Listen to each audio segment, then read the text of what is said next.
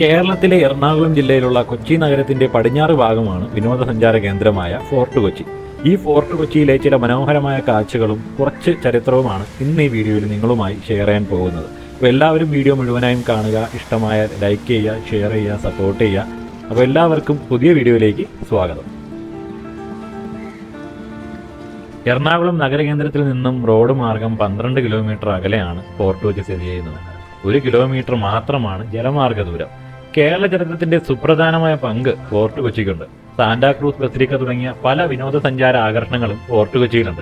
Saint Francis പള്ളി, അതായത് Vasco da ഗാമയെ ആദ്യം അടക്കം ചെയ്ത പള്ളി, ഡച്ച് സെമിത്തേരി, ചീന വലകൾ തുടങ്ങിയ പല ചരിത്ര സ്മാരകങ്ങളും ഫോർട്ട് കൊച്ചിയിലുണ്ട്. ഒരുപാട് തദ്ദേശീയരും വിദേശികളുമായിട്ടുള്ള വിനോദസഞ്ചാരികൾ ഫോർട്ട് കൊച്ചി സന്ദർശിക്കുന്നു. ഇന്ത്യൻ നാവികസേനയുടെ ദ്രോണാചാര്യ എന്ന കപ്പൽ ഫോർട്ട് കൊച്ചിയിലാണ് താവളം ഉറപ്പിച്ചിരിക്കുന്നത്. അതുപോലെ തന്നെ മട്ടാഞ്ചേരി കൊട്ടാരം ഇതിനടുത്തായിട്ടാണ് സ്ഥിതി ചെയ്യുന്നത്. കേരളത്തിലെ ആദ്യത്തെ യൂറോപ്യൻ ടൗൺഷിപ്പ് ആയിരുന്നു ഫോർട്ട് കൊച്ചി.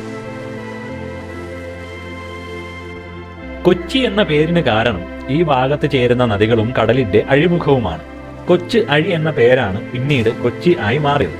എന്നാൽ ഫോർട്ട് കൊച്ചി എന്ന പേര് വന്നത് പോർച്ചുഗീസുകാർ ഈ അഴിമുഖത്തിന് അഭിമുഖമായി കോട്ട കെട്ടിയതോടെയാണ്. 1503 ജനങ്ങൾ അങ്ങനെ കോട്ടക്കൊച്ചി എന്ന് ആദ്യം വിളിച്ചു പോകുന്നു. പണ്ട് കാലത്ത് ജനങ്ങൾ കോട്ടയുമായി ബന്ധപ്പെട്ട മിക്കവയെയും കോട്ട ചേർത്ത് പറയുക സാധാരണമായിരുന്നു. ഉദാഹരണത്തിന് കോട്ടക്കാശ്, കോട്ടയിൽ നിന്ന് അടിച്ചിരുന്ന നാണയം, കോട്ടമാങ്ങ, അതായത് കപ്പൽ വഴി കോട്ടയിൽ എത്തിച്ചേർന്നിരുന്ന വിദേശ മാങ്ങ. അപ്പോൾ പിന്നീട് ബ്രിട്ടീഷുകാരുടെ കാലത്ത് ബ്രിട്ടീഷ് കൊച്ചി എന്ന പേരിലും ഈ ഒരു സ്ഥലം അറിയപ്പെട്ടു. എന്നാൽ ഫോർട്ട് കൊച്ചി എന്ന പേര് വന്നത് ഇന്ത്യ സ്വതന്ത്രമായ ശേഷം, കേരള സംസ്ഥാനം രൂപീകൃതമായ ശേഷം രൂപമെടുത്ത പേരാണ്. കോട്ട എന്ന ഗ്രാമീണ പദത്തെക്കാളും ഗമ ഉണ്ടായത് കൊണ്ടായിരിക്കാം ഫോർട്ട് എന്ന ഇംഗ്ലീഷ് പദം ഈ ഒരു കൊച്ചിയുമായി ചേർക്കപ്പെട്ടത്. ഫോർട്ട് കൊച്ചിയുടെ വാസ്തുകലാ പാരമ്പര്യം ശ്രദ്ധയോടെ ഇന്നും പരിപാലിച്ചിരിക്കുന്നു. അതുകൊണ്ട് തന്നെ പുതിയ കെട്ടിടങ്ങൾ നിർമ്മിക്കുന്നതിന് ഇവിടെ വിലക്കേർപ്പെടുത്തിക്കൊണ്ടുള്ള ഒരു തദ്ദേശീയ നിയമം നിലവിലുണ്ട്. ഇപ്പോൾ ഫോർട്ട് കൊച്ചിയിലെ പല ഹോട്ടലുകളും പഴയ ബംഗ്ലാവുകളും ഗസ്റ്റ് ഹൗസുകളും രൂപാന്തരപ്പെടുത്തിയാണ് നിർമ്മിച്ചിരിക്കുന്നത്. മനോഹരമായ പല മണിമാളികകളും ഇവയിൽ ഉൾപ്പെടും. ഫോർട്ട് കൊച്ചി കാർണിവൽ എല്ലാ വർഷവും പുതുവർഷ ദിനത്തിൽ ആഘോഷിക്കുന്നു. ആയിരക്കണക്കിന് ആളുകൾ ഈ ഒരു കാർണിവൽ കാണാൻ എത്തുന്നു. ബൈക്ക് റേസുകളും മറ്റ് ആഘോഷ പരിപാടികളും ഈ ഒരു കാർണിവലിന്റെ ഭാഗമായി നടക്കുന്നുണ്ട്.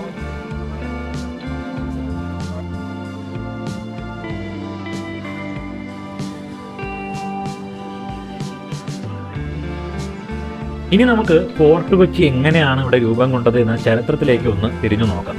ഇപ്പോൾ പണ്ട് കാലത്ത് നമ്മുടെ പോർച്ചുഗീസ് നാവികനായ വാസ്കോഡ ഗാമ ആദ്യമായി വന്നിറങ്ങിയത് കോഴിക്കോട് കാപ്പാട് ബീച്ചിലാണെന്നുള്ള കാര്യം എല്ലാവർക്കും അറിയാം. അപ്പോൾ കോഴിക്കോട് സാമൂതിരിയുമായി ചേർന്ന് അക്കാലത്ത് പറങ്കികൾ ഏറ്റവും കൂടുതൽ വ്യാപാരം നടത്തിയിരുന്നത് കോഴിക്കോട് വെച്ചായിരുന്നു. അപ്പോൾ സാമൂതിരിയുമായി പിന്നീട് പിണങ്ങുകയും അറബി കച്ചവടക്കാരുമായി ഇടഞ്ഞും ഗതിയില്ലാതെയായ പോർച്ചുഗീസുകാരെ അക്കാലത്തെ പ്രശസ്ത തുറമുഖം വിട്ടിട്ട് അത്രയൊന്നും വലുതല്ലായിരുന്ന കൊച്ചിയിലേക്ക് മാറിയിട്ടുണ്ടായിരുന്നു. 1500 ഡിസംബർ 13 അന്ന് കൊച്ചി രാജാവ് ഈ ഒരു പറങ്കികളെ വളരെ ഹാർദമായി സ്വീകരിക്കുകയും അവർക്ക് വേണ്ട സൗകര്യങ്ങൾ ചെയ്തു കൊടുക്കുകയും ചെയ്തു. കൂടാതെ വ്യാപാരത്തിന് വേണ്ട എല്ലാ സഹായങ്ങളും അദ്ദേഹം ചെയ്തു കൊടുത്തു. കൊച്ചിയിൽ അവർ ഒരു പണ്ടികശാല തന്നെ പണികഴിപ്പിച്ചു. കൊച്ചി രാജാവിന്റെ ഈ ഒരു പ്രവൃത്തി കോഴിക്കോട് സാമൂതിരിക്ക് അത്ര നന്നായിട്ട് ഇഷ്ടപ്പെട്ടിട്ടുണ്ടായിരുന്നില്ല.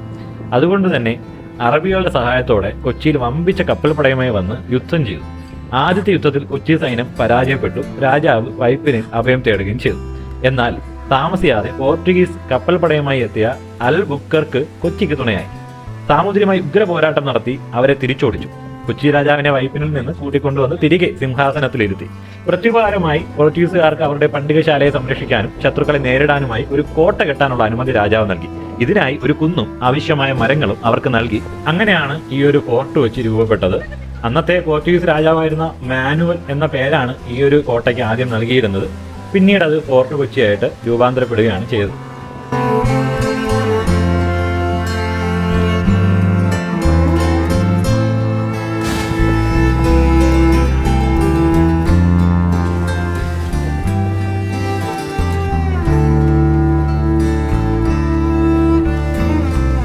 ഇനി നമുക്ക് നിലവിലത്തെ ഫോർട്ട് കൊച്ചിയിലെ സാഹചര്യം നമുക്കൊന്ന് നോക്കാം.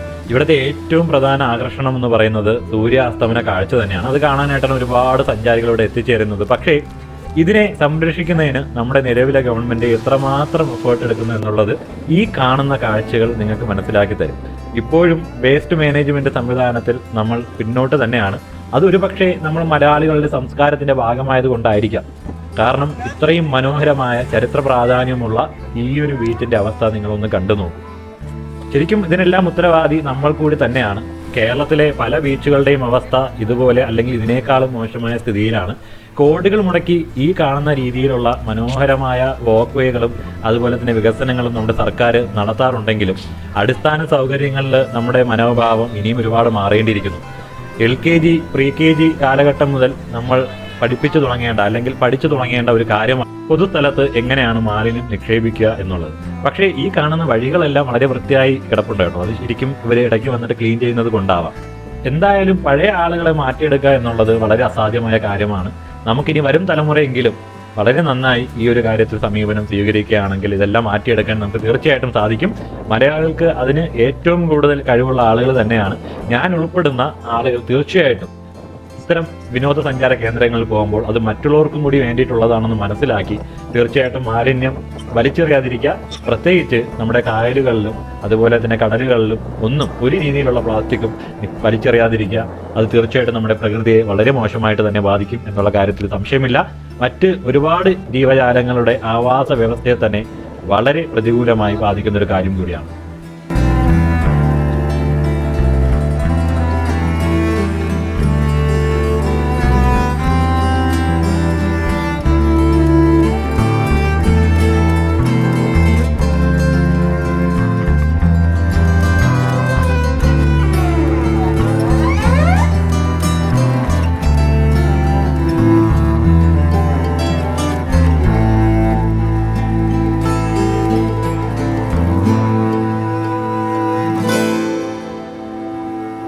ഇവിടെ ചവറിടുന്നത് ശിക്ഷാർഹമാണ് എന്നൊരു ബോർഡ് എഴുതിയിരിക്കുന്ന ഭാഗത്ത് ആരും തന്നെ വേസ്റ്റ് ഒന്നും വലിച്ചെറിഞ്ഞിട്ടില്ല. വളരെ നല്ല കാര്യം. അപ്പൊ ഇങ്ങനെ എല്ലായിടത്തും ഓരോ ബോർഡുകൾ വെക്കേണ്ടി വരുമോ നമ്മൾ മലയാളികൾക്ക് ഇതെല്ലാം പാലിക്കാനായിട്ട് എന്നുള്ള കാര്യം നമ്മൾ ചിന്തിക്കേണ്ടിയിരിക്കുന്നു. പ്രത്യേകിച്ച് കടലുകളിലും കായലുകളുടെയും നടുവിൽ ഇതേപോലെ ഓരോ ബോർഡുകൾ സ്ഥാപിക്കുകയാണെങ്കിൽ നമ്മൾ ഈ ഒരു പ്രവൃത്തി നിർത്തുമെങ്കിൽ തീർച്ചയായിട്ടും അങ്ങനെ ഒരു ബോർഡ് ഗവൺമെന്റ് ഇടപെട്ട് എത്രയും പെട്ടെന്ന് വെക്കണം എന്നതാണ് എൻ്റെ വ്യക്തിപരമായിട്ടുള്ള അഭിപ്രായം. പക്ഷേ വരുന്ന തലമുറ, പുതിയ തലമുറയ്ക്ക് അതൊന്നും ആവശ്യമില്ല. അവർ തീർച്ചയായിട്ടും ഇത്തരം കാര്യങ്ങൾ വളരെ ഭംഗിയോടുകൂടി തന്നെ പ്രാവർത്തികമാക്കും എന്ന് തന്നെയാണ് ഞാൻ വിശ്വസിക്കുന്നത്. ഇത്രയും മനോഹരമായ ബീച്ചുകളും പ്രകൃതി ഭംഗിയും ഉള്ളപ്പോൾ എന്തുകൊണ്ടാണ് നമ്മുടെ ആളുകൾ, പ്രത്യേകിച്ച് പുതിയ തലമുറ, മറ്റു സംസ്ഥാനങ്ങളിലേക്ക് പോകുന്നത് എന്ന് എപ്പോഴെങ്കിലും നിങ്ങൾ ചിന്തിച്ചിട്ടുണ്ടോ? തീർച്ചയായിട്ടും നമ്മുടെ ഗവൺമെന്റ് വളരെ ഗൗരവമായിട്ട് ഈ ഒരു കാര്യം ചിന്തിക്കണം. ടൂറിസത്തിൽ നിന്നും എന്തുമാത്രം വരുമാനം നമുക്ക് ഉണ്ടാക്കാൻ സാധിക്കും. ഇപ്പോൾ പ്രത്യേകിച്ചൊന്നും ചെയ്യാതിരുന്നിട്ട് കൂടി പല നാടുകളിൽ നിന്നും വിദേശ സഞ്ചാരികൾ നമ്മുടെ നാട്ടിലേക്ക് വരുന്നുണ്ട്. പക്ഷേ അവർക്ക് നമ്മൾ നൽകുന്ന സന്ദേശം എന്താണെന്നത് കൂടി ഒന്ന് ചിന്തിച്ചു നോക്കണം. ഏറ്റവും കൂടുതൽ വരുമാനത്തിന് പ്രയോറിറ്റി നൽകേണ്ടത് ടൂറിസം ആയിരിക്കണം എന്നാണ് എൻ്റെ അഭിപ്രായം. ലോട്ടറി, മദ്യം, അതിൽ നിന്നുള്ള വരുമാനത്തിനേക്കാളും എത്രയോ ഇരട്ടി വരുമാനം നമുക്ക് ടൂറിസത്തിൽ നിന്നും ഉണ്ടാക്കാനായിട്ടുള്ള സംവിധാനം നമ്മുടെ പ്രകൃതി തന്നെ നമുക്ക് തന്നിട്ടുണ്ട്. അങ്ങനെ ഒരു കാലം വിദൂരമല്ല എന്ന വിശ്വാസത്തോടു കൂടി ഞാൻ ഈ വീഡിയോ നിർത്തുന്നു. എല്ലാവർക്കും നന്ദി, നമസ്കാരം.